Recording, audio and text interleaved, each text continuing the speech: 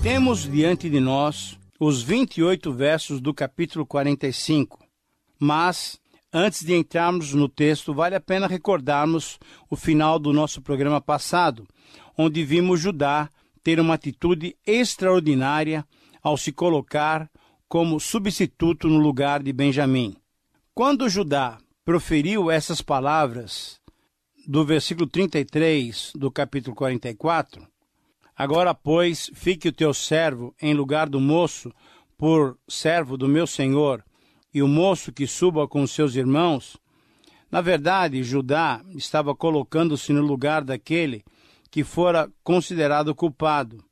E sem saber, Judá estava sendo usada por Deus para nos lembrar a pessoa de Jesus Cristo, que tomou o lugar, o nosso lugar, o lugar do pecador na cruz do Calvário.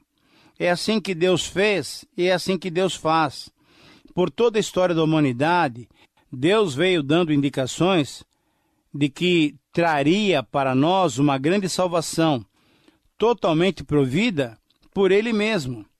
Por isso dizemos que o ponto mais culminante do Evangelho se dá quando Cristo substituiu e ainda hoje substituiu o pecador.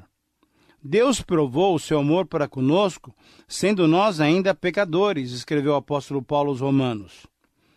Mas o Senhor fez cair sobre ele a iniquidade de todos nós. Desde o Antigo Testamento, desde a antiguidade, nós temos sido apresentados a uma redenção especial da parte de Deus para nós. O Antigo Testamento tem colocado a toda a humanidade a oferta do Evangelho Redentor. Cristo, quando esteve entre nós, anunciou claramente esse plano salvador de Deus. Os apóstolos pregaram esse mesmo plano salvador divino. A igreja proclamou e é desafiada a proclamar essa mesma mensagem de salvação. Esta é a grande mensagem do Evangelho. E esta verdade foi bem ilustrada pela disposição de Judá de substituir a Benjamim, tido como culpado. Mas vamos agora ao capítulo 45, onde José se dá a conhecer aos seus irmãos. Nessa narrativa de perdão e reconciliação, José apresenta-nos um modelo de submissão ao plano eterno e misericordioso de Deus. José mostrou que todo o mal praticado pelos seus irmãos contra ele, na verdade, era parte do plano secreto de Deus, elaborado com o objetivo de salvar não somente a ele, José, mas o seu pai Israel, como também toda a sua descendência e até mesmo os seus irmãos que o tinham vendido como escravo. Querido amigo, será que podemos agir dessa mesma maneira? Será que temos fé suficiente para crermos que mesmo os males fazem parte do plano misericordioso de Deus para nós e para aqueles que convivem conosco? Será que eu e você temos a mesma atitude tranquila, paciente e perseverante de José? Será que quando eu, Itamir, e você que me ouve agora, somos submetidos às provas mais difíceis, podemos reconhecer a soberania divina sobre as nossas vidas? Meu querido amigo, esse é o desafio da palavra de Deus para cada um de nós. Veja agora o verso 1. Então José, não se podendo conter diante de todos os que estavam com ele, bradou: fazei sair a todos da minha presença. E ninguém ficou com ele, quando José se deu a conhecer aos seus irmãos. José mandou que todos os egípcios saíssem do lugar onde ele estava com seus irmãos. Ninguém podia ficar ali. Aquela era uma reunião muito especial. Era, na verdade, uma reunião familiar, se bem que os seus irmãos ainda não o sabiam. José não se continha mais. Ele ia revelar-se aos seus irmãos. Todos os estranhos deviam sair. José e seus irmãos ficaram sozinhos. Era um momento especial. E o verso 2, então, nos diz o seguinte: e levantou a voz em choro, de maneira que os egípcios o ouviam e também a casa de Faraó. José não conseguiu mais controlar as suas emoções. Realmente havia bastante motivo para emocionar-se daquela maneira. Todo aquele processo era demais para uma pessoa suportar. José tinha sido dado como morto pelos seus irmãos. Esses irmãos estavam na frente de uma autoridade egípcia. Não era José. Para eles, José já tinha morrido. José não tinha esperança de ver novamente a sua família, mas ali estavam eles agora todos reunidos. E José esperava encontrar-se brevemente com seu pai. Tudo isso mexeu profundamente com o íntimo de José. José vinha retendo as emoções já durante vários dias, talvez durante, quem sabe, alguns meses, desde a primeira viagem dos seus irmãos ao Egito. E agora, com a presença de Benjamim no Egito, ele não conseguiu mais se conter. Ele fez tudo para controlar as emoções, mas agora José levanta a voz e chora alto. Chorou a ponto de muitos ouvirem lá de fora, e até no palácio de Faraó, seu choro foi ouvido. No verso 3, José recobra o controle e diz a seus irmãos: Eu sou José. Eu sou José. Querido amigo, que declaração, que surpresa. Ninguém naquela sala poderia esperar ouvir aquilo. Nenhum dos 11 filhos de Israel acreditou naquilo que ouviam. Nenhum deles poderia supor que ouviria dos lábios daquele senhor da terra do Egito, daquela autoridade máxima do Egito, uma declaração como aquela. E José continuou: Vive ainda meu pai? E os seus irmãos não lhe puderam responder nada, porque ficaram atemorizados diante dele. Realmente, os seus irmãos ficaram tomados de grande medo.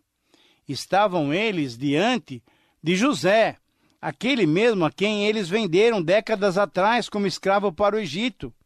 Agora José estava diante deles, não mais como escravo, mas como dono do próprio Egito, tão importante e tão poderoso como o Faraó.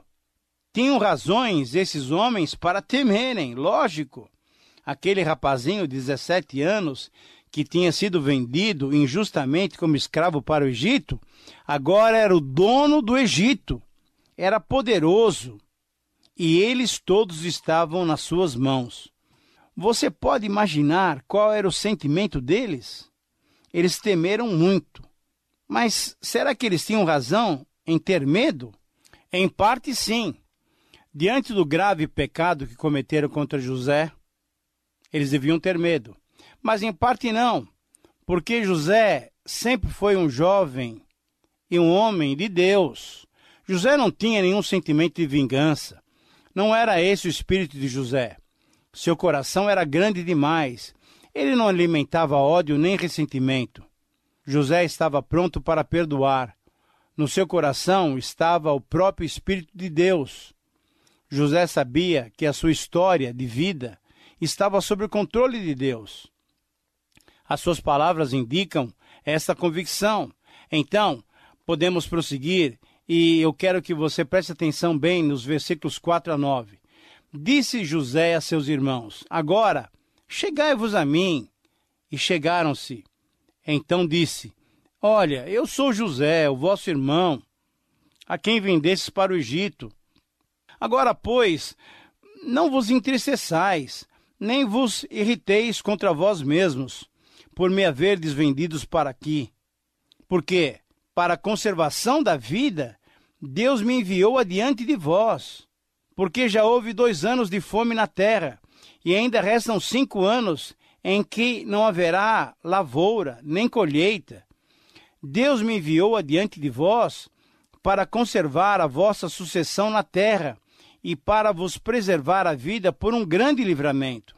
Assim, não fostes vós quem me enviastes para cá, e sim Deus.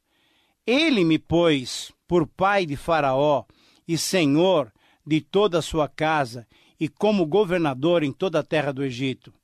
Apressai-vos, subi meu pai, e dizei-lhe, assim manda dizer o teu filho José, Deus me pôs por senhor em toda a terra do Egito, desce a mim, não te demores.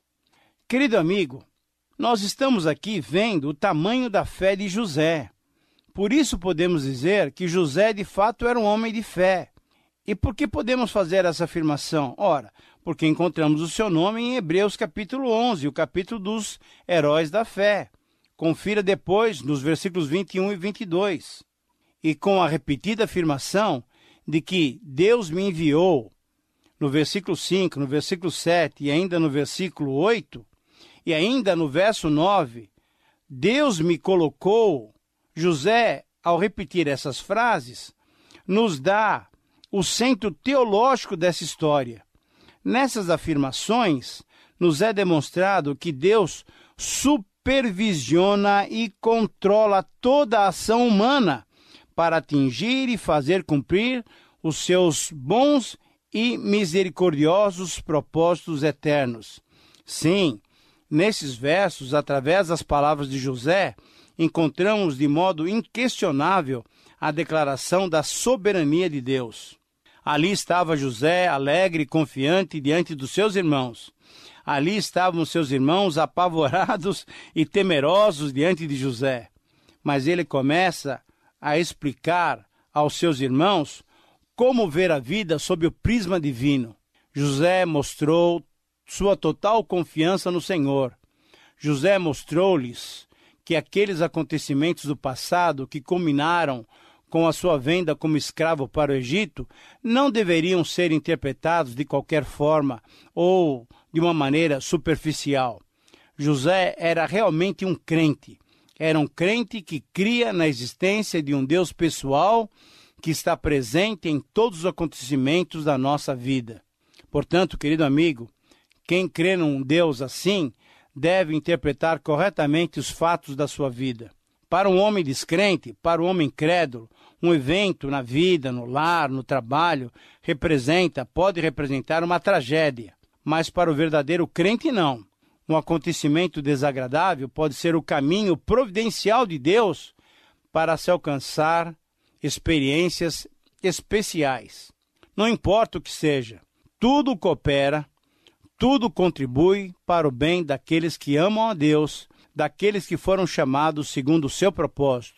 José garantiu a seus irmãos que não havia motivo para ficarem atemorizados, porque o que eles fizeram lá no passado havia sido usado por Deus para servir de instrumento de salvação para o Egito, para muitas nações e principalmente para salvar a sua própria vida e preservar assim a descendência da sua família, da família de Abraão, de Isaque e de Jacó, seu pai.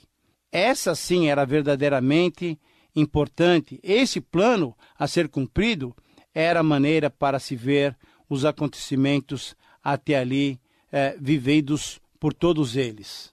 Amigo, você percebe como podemos encarar a história da nossa vida? José entendeu que era um instrumento usado por Deus para possibilitar e preservar aquela descendência eleita. A tal ponto ele tinha essa convicção que afirmou: assim não fosses vós quem me enviastes para cá, mas sim Deus. Você consegue ver a ação de Deus nos acontecimentos da sua vida diária? É a sabedoria máxima que podemos ter nesse mundo, querido amigo. Se não se consegue ver Deus agindo no seu viver, ore ao Senhor e peça que Ele lhe mostre a vida sob o seu divino olhar. Mas vamos voltar ao texto.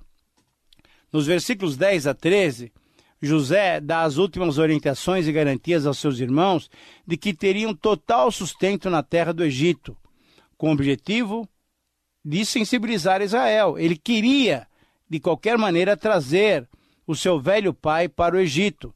Ele queria que Israel deixasse Canaã e viesse com tudo que era seu, com toda a sua família, para a terra do Egito para morar com ele.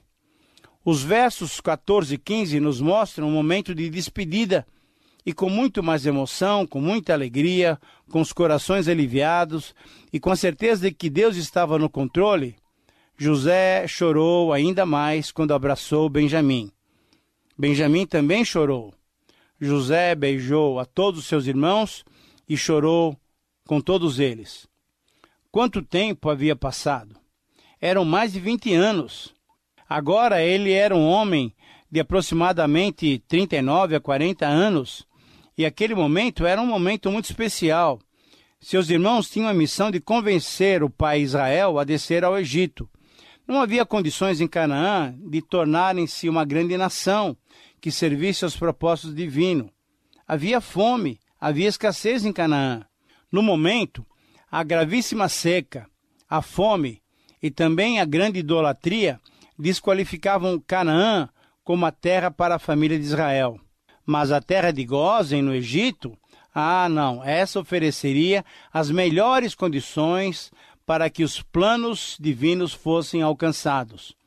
Voltando ao texto, nos versículos 16 a 20, vemos o grande interesse revelado pelo próprio Faraó pela vinda de Jacó ao Egito. Faraó pediu que José confirmasse o convite para que Israel e toda a sua família voltassem ou viessem para o Egito, pois ele lhes daria o melhor da terra do Egito para morar. O faraó também ofereceu carros para o transporte, tanto de Judá, que era idoso, como para os seus netos bem pequenos e para suas mães. Como podemos notar, querido amigo, as portas estavam sendo realmente abertas e preparadas para a família de Jacó para vir para o Egito, pois contava com o apoio completo do rei do Egito, que pôs todas as melhores condições necessárias para facilitar a mudança e ofereceu as vantagens da melhor parte do Egito, que era a terra de Gósen. A mão de Deus estava operando em tudo isso. Deus usa os reis e os poderosos na concretização dos seus planos. Todos estão nas suas mãos. Os povos, as nações, as potências, todos estão nas mãos de Deus. E Deus, o Senhor da terra, move os homens e as circunstâncias na concretização dos seus planos eternos. Podemos ter certeza disso. Mas, olhando agora para os versos 21 a 24, o texto nos mostra ainda que os irmãos de José ganharam, além das provisões, eles ganharam vestes festivais, vestes bonitas. Mas veja só, Benjamim ganhou, além das vestes, e foram 5 vestes para ele ganhou 300 moedas de prata. O texto mostra que José também enviou a seu pai 10 jumentos carregados do melhor do Egito e 10 jumentos carregados de provisão para o caminho. Querido amigo, como vemos, esse era um grande carregamento para Canaã, que se achava empobrecida grandemente pela seca e pela estiagem. Se não fosse aquela provisão divina, se não fosse José, toda a sua família morreria de fome. Mas vemos que havia abundância no Egito para cobrir o resto da seca. Isso é, restavam ainda 5 anos daquele período de seca. Com 2 anos de seca, o povo de Canaã já enfrentava riscos muito grandes. E tendo pela frente mais 5 anos, significava que a descendência eleita já não existiria mais, a não ser que Deus interviesse milagrosamente de uma ou outra forma. Depois de tudo isso, José se despediu dos seus irmãos, mas antes recomendou-lhes que não contendessem pelo caminho. José sabia muito bem que, diante de todas aquelas revelações, provavelmente eles ficariam discutindo uns com os outros. Estariam mais preocupados em culpar um ao outro do que agradecer a Deus pela salvação tão especial até agora. O texto prossegue e nos versículos finais, 25 a 28, relata-nos esse texto que Jacó quase morreu ao ouvir a maravilhosa notícia de que José ainda estava vivo e era o governador da terra do Egito. Querido amigo, Você pode imaginar que alegria sentiu Jacó, Israel, ao saber de todas essas novidades? A alegria foi tão especial que a Bíblia diz que ele quase desfaleceu. Sim, Deus, mais uma vez, foi-lhe fiel. Depois que ele viu os carros que José enviara para levá-lo ao Egito, reviveu-lhe o espírito e Israel então disse, conforme o versículo 28, basta, ainda vive o meu filho José, irei e o verei antes que eu morra. Se encheu de ânimo o ancião Jacó. Querido amigo, terminamos assim esse estudo. Com gratidão em nossos corações, nós louvamos a Deus e a você pela sua companhia e por tantas lições que esse trecho da palavra nos trouxe. Minha oração é que essas lições façam você se aproximar cada vez mais do nosso Deus. Espero por sua companhia no próximo programa. Que Deus te abençoe.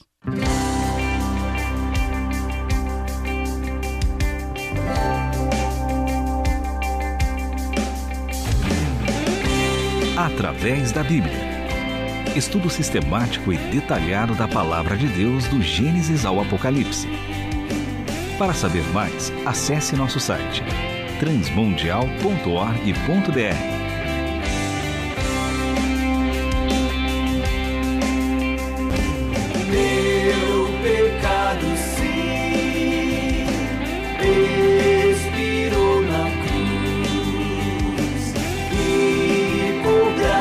Sem igual, salvou-me meu Jesus.